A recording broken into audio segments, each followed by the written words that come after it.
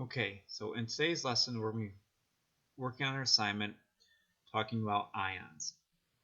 Now, prior to this assignment, we have took some notes on ions, so this is a little review and putting into practice things that we've learned on whether ions gain or lose electrons and getting their chemical symbols. So, to review, what is an ion? An ion is an atom with a charge. So, what is an ion? It's an atom with a charge. Now in question 2, it's asking what's the difference between a cation and an anion. Now a cation, that's an atom with a positive charge. So a cation has a positive charge,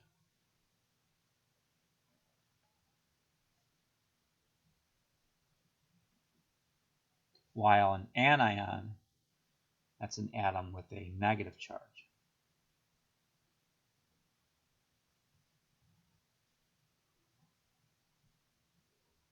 Now before we start doing some guided practice on our assignment, we want to take a look at our periodic table, which we already identified which atoms have which charge number. So on our periodic table, all our metals are everything to the left of our staircase here. So in column 1, all of these elements, hydrogen, lithium, sodium on down, all have a positive 1 charge. That's because they lose 1 electron. In group 2, beryllium, magnesium, calcium, and the rest of these on down, they get a +2 charge because they lose 2 electrons. You have to remember, protons are positive, electrons are negative. So when you lose electrons, you become more positive. In group 13, starting with boron, aluminum, and gallium, all the way down, they have a +3 charge because they lose 3 electrons. So when you lose 3 electrons, you become a +3.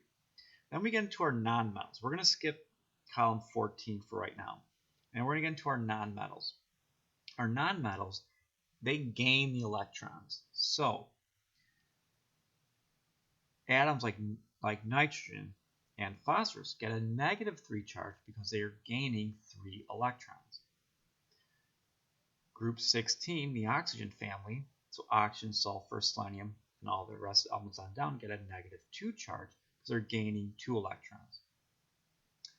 And then we get group 17 are halogens, starting with fluorine, chlorine, and bromine. These elements get a -1 charge because they're only gaining 1 electron.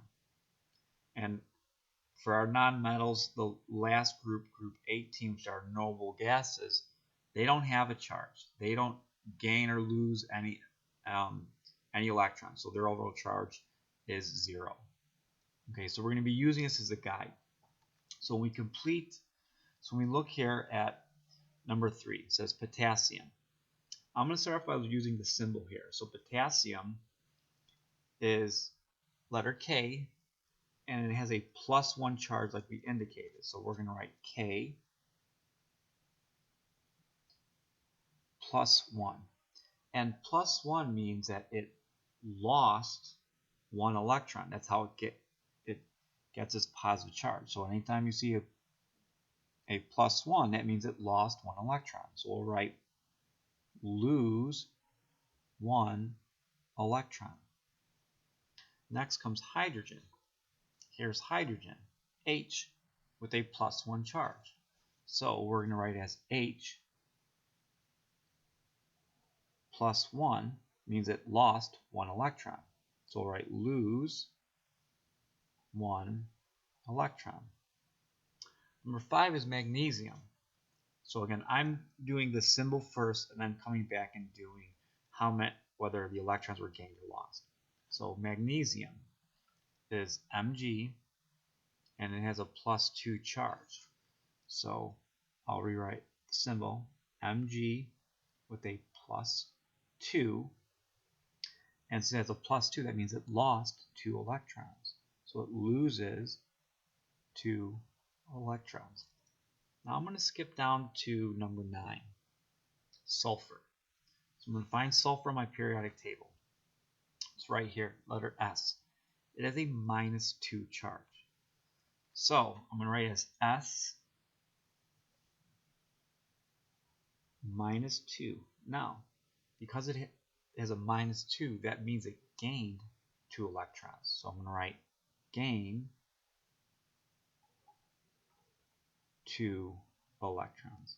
And then we'll do one more. Number 10, chlorine. Chlorine is right here. Number 17, Cl. It has a -1 charge. So we'll write Cl -1. Cl -1. And that -1 means it gained 1 electron. So we'll write gain 1 electron. Okay. So the rest of this you're going to complete on your own, 6 through 15. However, I'm going to move down to number 16 on completing this table. We'll do a couple sample problems on this to help you. So looking at this table,